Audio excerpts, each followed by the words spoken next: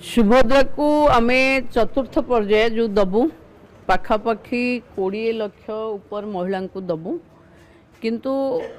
जो सुभद्रा हिताधिकारी माने असुविधार सामना करुचंती जे सेमानकर ई केवाईसी बहुत लोकंकर हेनी तापाई बायोमेट्रिक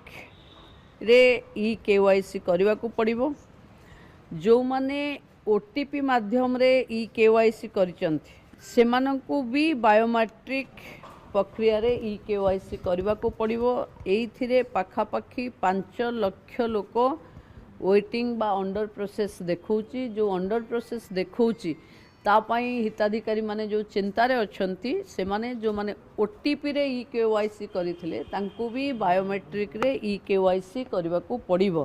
तेणु एइटा को जेते सहज रे करि देबे बायोमेट्रिक पाई कि सीएससी जनसेवा केंद्र बा मो सेवा केंद्र रे ही करने को पड़िबो तेणु सेठी एमाने करने को पड़िबो एमान को ई केवाईसी पाई गोटे मेजर एप्लिकेशन 5 लाख रु ऊर्ध्व पड़िक अच्छी।